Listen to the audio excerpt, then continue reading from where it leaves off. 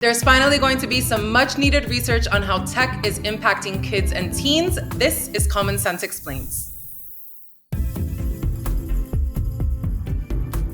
Hi, everyone, and thanks for joining us. I am Lorena Taboas. At the very end of last year, Congress passed the Children and Media Research Advancement Act, also known as CAMERA.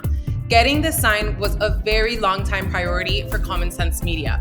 So why is this passage of CAMERA such a big deal for us and for kids and families in the US? Let's talk to Irene Lee, Policy Counsel at the organization. Irene, I'm really excited to talk to you about CAMERA because, like I said, it's been a really long time coming for the organization. But a lot of people know us for our media ratings and reviews. Can you talk about our advocacy efforts and what exactly your team does?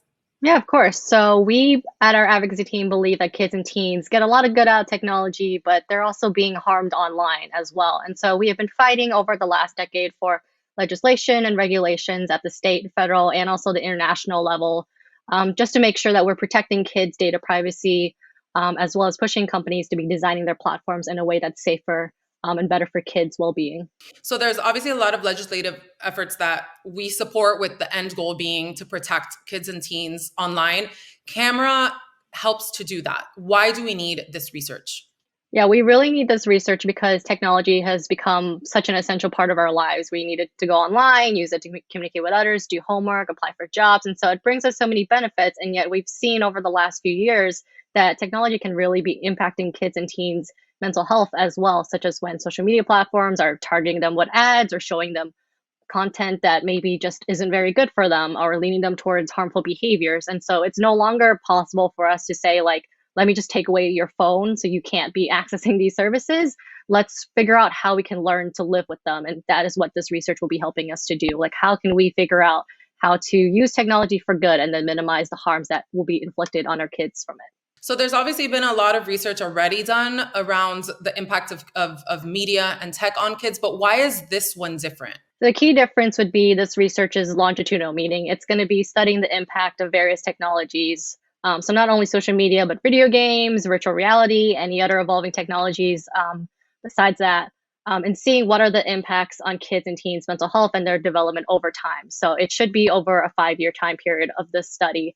And this is just research we don't have right now. A lot of the research we have right now is short term. So they're either survey based, just at a certain point in time, or they're coming from the companies themselves. And so we really need this research that is actually looking at what is happening to these kids in the long term. Right. So our own research says that screen time has gone up. It has increased nearly 20% since the start of the pandemic. So we know that exposure to media is impacting young users, but we don't exactly know to what extent, like Irene says. So how exactly is this research going to be conducted? Let me explain. The CAMERA Act directs the National Institute of Health to investigate the impact of media and technologies such as mobile devices, social media, TV, video games, artificial intelligence, and virtual reality on infants, children, and teens. The research will be conducted on 3 core areas. First, the study will examine the role and impact of media and tech use within cognitive areas such as language development and other learning abilities. It'll also analyze how exposure affects physical development, including sleeping and eating routines. And finally, it'll measure socio-emotional competencies like relationship skills, depression, and substance abuse. The director of the National Institute of Health has 1 year to give an update to Congress on the progress of the study.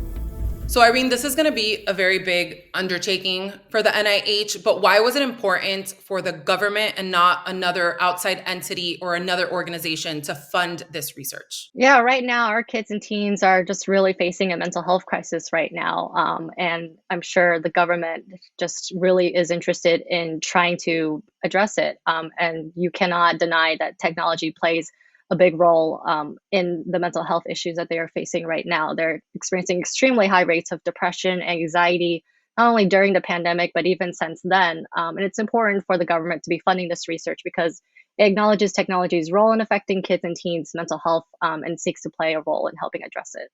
We're going to have so much new data from this research that, like you said, we never had before. Do you think it's going to help shape legislation in the future? Yeah, definitely. Overall, this research is going to help us better inform how technology can be utilized for good, but also how to minimize the harms it can impose.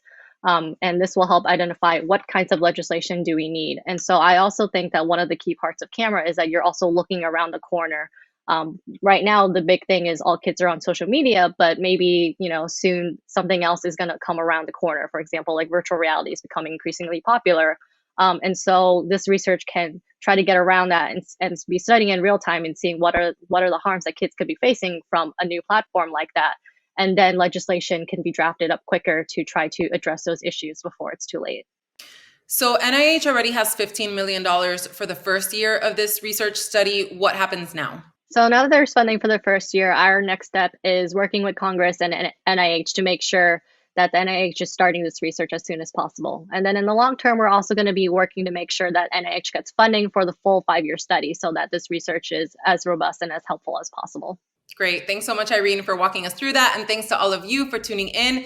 You can learn more about our advocacy efforts at the link in our episode description. And make sure to subscribe to our channel to hear from other common sense experts on all the media and tech topics you need to know about. Until next time.